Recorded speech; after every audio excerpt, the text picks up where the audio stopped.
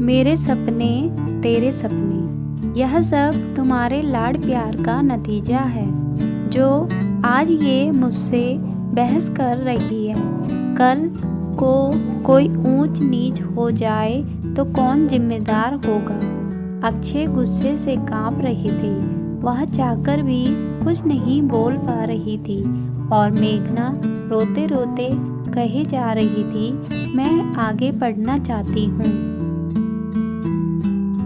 Engineer बनना है मुझे, प्लीज़ कोचिंग के लिए बाहर जाने दीजिए। तुम बाहर नहीं जाओगी, गुस्से से चीखते हुए अक्षय बिना कुछ खाए पिए ऑफिस चले गए। मेघना पढ़ने में शुरू से ही अच्छी थी। स्कूल के टीचर उससे काफ़ी प्रसन्न रहते थे और उसे हमेशा आगे पढ़ने के लिए प्रोत्साहित करते थे।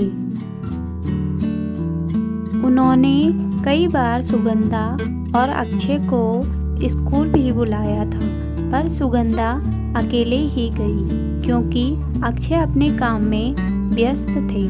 सुगंधा अकेले ही स्कूल जाती थी। जब भी सुगंधा स्कूल जाती, स्कूल के टीचर मेघना की बहुत तारीफ करते और उसे आगे बढ़ाने पर जोर देते। इस बार सुगंधा उन्हें आश्वासन तो दे आई थी, मगर अक्षय को इस बात के लिए राजी करना मुश्किल था। वह जानती थी कि यह इतना आसान नहीं है। सोचते सोचते सुगंधा अतीत की स्मृतियों में चली गई। अपने माता पिता की लाडली सुगंधा इकलौती संतान थी। माता पिता ने बहुत ही प्यार से पाला था। पिता लड़कियों के बराबर अधिकार के पक्ष में थे। उन्होंने सुगंधा को उच्च शिक्षा दिलाई और अपने पैरों पर खड़ा होने के लिए प्रोत्साहित किया, पर किस्मत को कुछ और ही मंजूर था। इस बीच अक्षय का रिश्ता माता पिता को पसंद आ गया। अक्षय सरकारी नौकरी में थी और परिवार भी छोटा था। माता पिता को लगा कि सुगंधा आगे की पढ़ाई कर सकेगी, मगर शादी कर जब सुगंधा ससुराल आई तो उसके सारे सपने धरे के धरे रह गए। उसके सास ससुर अत्यंत पुराने विचारों के थे। अक्षय भी औरतों की आज़ादी के पक्ष में न थे। उनके विचार में एक आदर्श महिला को गृह कार्य में दक्ष होना चाहिए। उसे अपने पति व सास ससुर की आज्ञा का पालन करना चाहिए। सुगंधा ने अक्षय को समझाने का बहुत प्रयत्न किया, पर उसे निराशा ही हाथ लगी। अनंता गृहस्थी बचाने के लिए सुगंधा ने हथियार डाल दिए। अब वह एक मशीन बन गई थी जो सिर्फ काम करती थी। मेघना के आने के बाद सुगंधा के जीवन में कुछ बहार आ गई थी। सुगंधा अपना सब कुछ भूल मेघना के बचपन में निखारने में व्यस्त हो गई। इसी धूप छाँव में मेघना कब बड़ी हो गई पता ही नहीं चला। मम्मी मम्मी सो गई ही क्या? मेघना की पुकार से सुगंधा की नींद टूटी। नहीं नहीं, सुगंधा ने उत्तर दिया। आप मुझसे नाराज हैं? मेघना बोली। सुगंधा चुप रही। मेघना कहने लगी, मैं आप लोगों को दुखी नहीं करना चाहती थी, पर मैं क्या करूं? यह मेरे जीवन का प्रश्न है। मैं आपकी तरह नहीं बन सकती।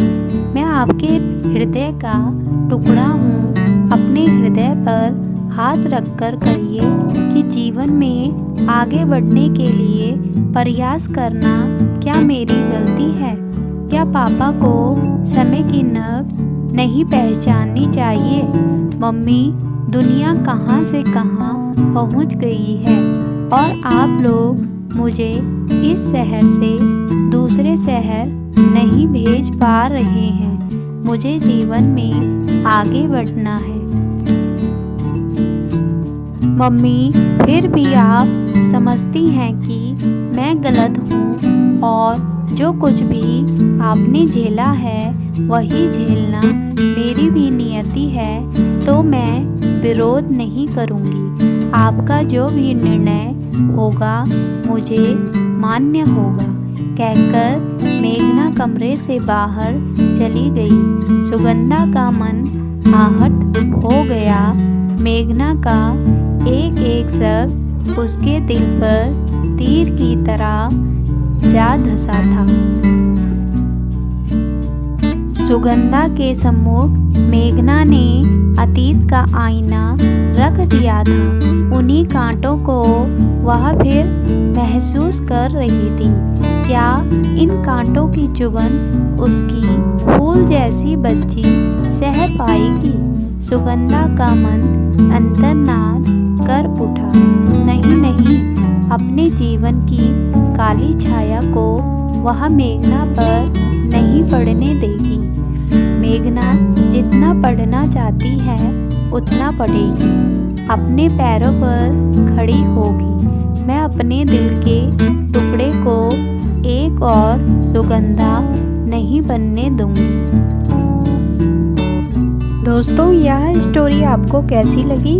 अपने सुझाव और विचार कमेंट बॉक्स में लिख भेजें। दोस्तों, वीडियो आपको अच्छी लगी तो लाइक एंड शेयर कीजिए और चैनल को सब्सक्राइब कीजिए। साथ में बेल आइकन प्रेस करना ना भूलें ताकि अगली वीडियो का नोटिफिकेशन आपको टाइम पर मिल सके। तब तक खुश रहिए, सुखी रहिए और स्वस्थ रहिए।